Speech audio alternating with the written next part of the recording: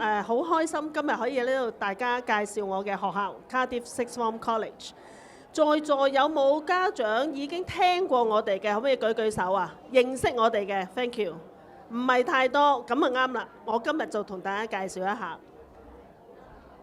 Cardiff， 我哋中文名叫卡迪夫中學。我哋而家有兩個校區，一個喺 Cardiff， 一個喺劍橋校區。劍橋係新開嘅。我哋係響過往10年，我哋喺個排名榜嗰度分數好高，排名好高。講緊啱啱2024年嘅我哋嘅成績，本校卡迪夫91% A 升到 A 嘅比例。如果劍橋校區嘅84%，劍橋校區我哋新開2022年先開，呢個係我哋第一年嘅成績。如果有興趣知多啲嘅同學家長，可以去到我個 booth 嗰度攞一本紅色嘅小冊子。紅色嘅小冊子裏邊最尾嗰幾版可以見到我哋近幾年嘅學生成績。咁講翻今日嘅題目，到底響海外升學讀 A level 係咪可以去到唔同嘅國家嗰度升讀大學呢？都係講翻個成績先。響 A 升嘅比例裏邊，我哋排第一、排第三，響成個英國嚟計。過往嘅5年裏邊，我哋 Cardiff 嘅學生講緊翻嚟香港大學 Hong Kong U， 過往14個、18個、12個、12個、15個。醫科 CU 中文大學數字不少。劍橋牛津、帝國理工 UCL， 再有一個就係我想補充，啱啱嗰一年我記得嘅，過往都有嘅。sorry 啊，你條 box off 咗。舊年我都有學生拎住劍橋大學嘅 offer 醫科，攞住 Hong Kong U 嘅 offer full scholarship。嗱，劍橋大學嗰個 offer 咧，爸爸俾我睇。我睇到個成績，我睇到 offer 錄取5萬幾磅英鎊。爸爸跟住話俾我聽，佢 Hong Kong U 都有 offer full scholarship。咁我問個爸爸，佢係阿仔想去邊度啊？阿仔想去劍橋。我話咁你呢？咁爸爸話我梗係想響香港啦。香港排名高，香港平，加上呢個 family， 佢個弟弟仲響我 Cardiff 讀緊書。咁而呢個 family 亦都係今日請我嚟呢度做seminar 嘅阿黃生公司送過嚟俾我哋嘅。佢哋好有經驗，佢哋知道真係點樣去栽培學生。過往13年我哋嘅成績好優秀，全部90% 以上。粉紅色呢2年就係因為疫情，大家記得啊，早幾年嗰個疫情冇公開考試，但我哋嘅成績都係好標炳。劍橋校區嘅第一年嘅成績 A 升到 A 嘅比例84%。啱啱2024年嘅學生成績去到唔同嘅大學，包括講緊帝國理工大學，包括講緊 Bristol， 包括講緊去澳洲都有。呢個係劍橋校區嘅成績。講緊讀醫科嘅、economics 嘅、工程嘅、數學嘅、computer science 嘅，我哋都有不少。喺而家2025年，我哋好多學生已經攞咗 predicted offer conditional offer 有條件嘅錄取，當中包括嘅大學劍橋大學、牛津大學、UCL、Bath， 佢哋讀緊嘅科目申請嘅醫科、physics 工程都有。喺 academic 方面，點解我哋可以栽培到咁優秀嘅學生呢？首必先要俾嘅 credit 就係我哋嘅老師方面。我哋嘅老師包括有唔同嘅 subjects， 提供緊唔同嘅科目。喺劍橋校區，我哋提供緊有7個 subjects， 7個 to start 啱啱開始嘅啫。而老師方面，我哋有 PhD 嘅 background， 有響當地英國已經教緊 A level 好多年嘅歷史嘅學生老師，我哋都有喺度。咁佢哋喺唔同嘅校區嗰度教過書啦，而家嚟我哋劍橋校區教書啦，亦都有部分嘅老師係本身考試局裏邊嘅老師都有評分嘅老師。喺劍橋，特別喺劍橋，因為我哋正喺劍橋大學旁邊，我哋有一個 Cambridge Edge， 我哋嘅校長喺劍橋已經帶咗22年，幫我哋帶咗3年，佢哋前後都知道，佢哋可以俾到學生好多嘅 support， 因為佢哋好認識。喺 lecturer 方面，因為真係喺劍橋大學隔離，我哋可以好隨意，真係講緊請一啲我哋相關嘅同學去參加大學裏邊嘅講座，聽課，真係 sit in 入去聽課。講緊頭一年，我哋2020年開嘅時候，我哋已經有學生被我嘅校長邀請，當其時有3個同學，女同學。咁我校長就話：你3個過嚟我 office， 咁3個就行埋去 office 度。咁個校長就話：下個禮拜3有一個聽課，有個 talk， 你哋3個要聽關於你哋嘅專業㗎咁。咁3個當中有一個係香港嗰個就話：記低幾多號、幾多點、邊個 college， 搞掂。2日後校長又請佢哋翻嚟，咁校長就問：你哋準備好未啊？咁又係香港嗰個要準備乜嘢啊 ？What do I need to prepare？ 好直接咁樣問。咁校長話：你可以 prepare 㗎，你可以 list out 10個問題。聽完課之後，真係可以同 professor 問問題㗎。香港嗰個 really？ 咁就走咗啦。咁我不在場。咁但係香港嗰個同學仔咧，翻到房，我哋有 boarding 嘛，翻到房嘅時候咧，就打電話俾香港嘅媽媽。咁媽媽就打翻電話俾我 Florence 啊，我個女咁同我講啊，我話媽媽，咁你點答佢啊？媽媽話：我淨係話俾佢聽，我唔識啊。媽媽淨係俾咗學費，你聽校長講啦。咁3個咧真係去 research 去調查一下當天嗰個課係關於乜嘢嘅，有啲咩問題，真係寫低。聽完課，聽完 talk， 真係行咗落樓下同 professor 傾偈。傾咗1-2分鐘，個 professor 話：你叫咩名啊？佢話：我叫 Susan 啊。Susan， 你下個禮拜3、禮拜4睇下邊一日你放學嚟我 office 啊。之後先至知道原來呢個 professor 係揾緊一個學生幫佢做一啲嘅 project。嗱，呢個嘅經驗其實好好，亦都係真係 G5 大學佢哋要嘅學生其中之一嘅優點。咁聽完課之外，我哋學校亦都會安排好多學生去唔同嘅 visit， 參加唔同嘅 event， 包括有 laboratory 嘅，包括有醫院嘅，包括有飛機場嘅，包括有 engineering 嘅、銀行嘅都有。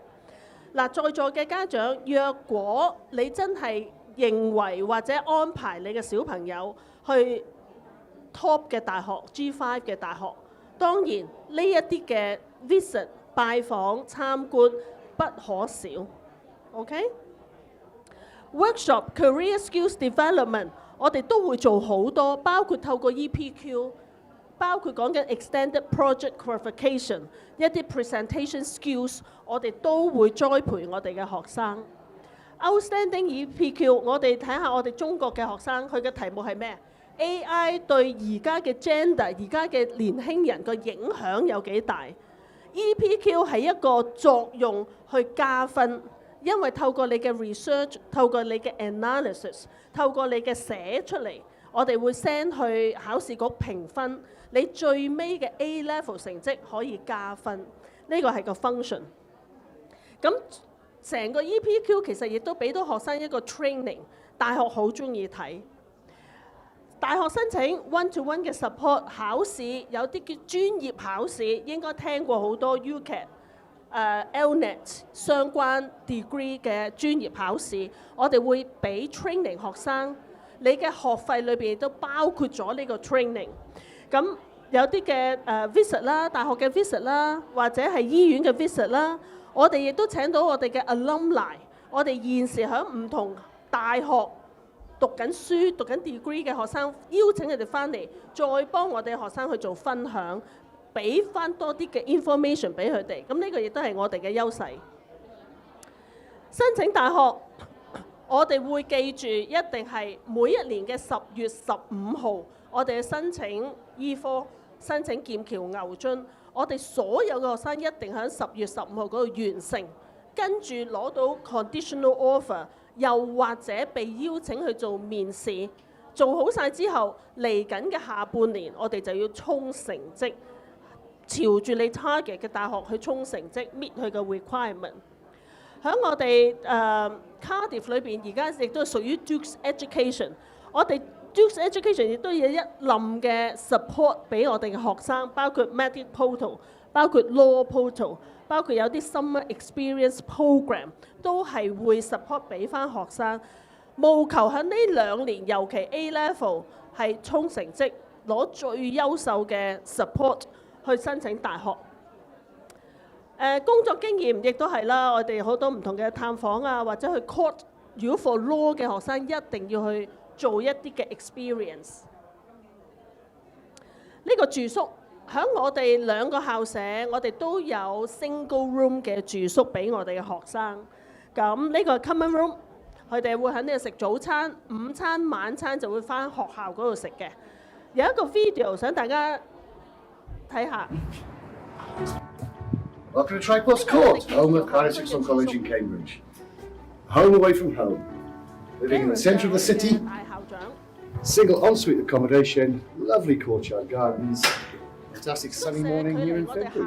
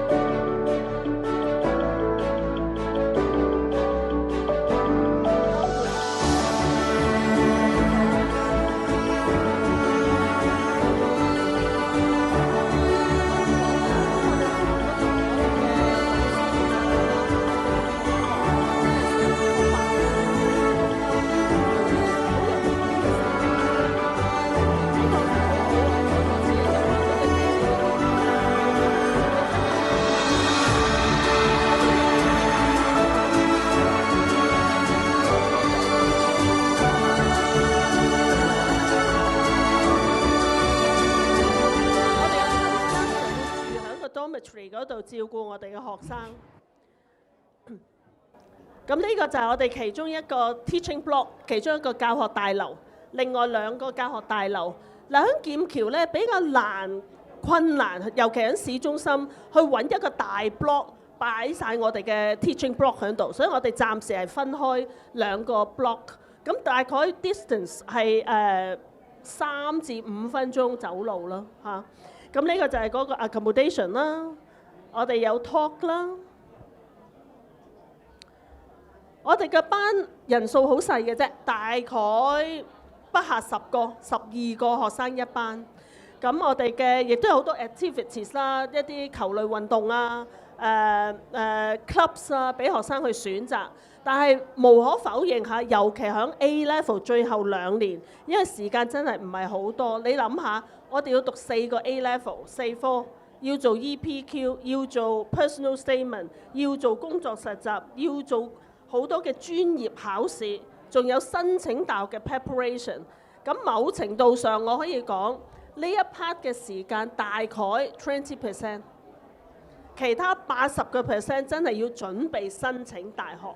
所以如果家長們你哋有興趣，真係送你嘅子女去英國讀書，務求真係俾多啲機會俾佢入 top uni 嘅，我會建議盡量早翻多些少，唔好淨係 A level， 因為佢哋會好吃力。尤其如果你真係諗住劍橋牛津嘅學生，需要有 GCSE， 需要有 GCSE， 即係我哋介時讀書嘅 third level。OK？ 劍橋校區好美麗。好有學術氣氛，我哋經常講，我哋有時喺街飲咖啡咧，有人坐喺你隔離嗰個都係教授嚟嘅。我自己當然我冇機會喺劍橋大學讀書，但係呢幾年不停去劍橋呢，我喺條街走路我都覺得我自己好似 smart 啲嘅，個氣氛好好。我哋有一位同學啦，第一個 cohort 嘅學校嚇，成績 A level， 有一位新加坡嘅同學，佢自己喺本土喺新加坡考咗個 GCSE， 過嚟我哋劍橋校區讀 A level， 而家喺劍橋大學讀醫科。咁呢個亦都係其中一個好標炳嘅學生。另外一個意大利嘅同學，佢讀緊 A level 嘅時候呢，同時間研發佢自己嘅fuser。咁呢一個亦都係一個好好嘅機會，加上因為佢呢個研發呢個 idea， 令到我哋學校搞到好忙，因為好多大學嚟睇佢嘅 project， 好多媒體嚟見佢哋，去拜訪去參觀佢。我哋係希望我哋會俾到最好嘅 platform 俾我哋嘅學生喺度讀書，喺度攞最佳嘅成績。多謝晒各位 ，thank you。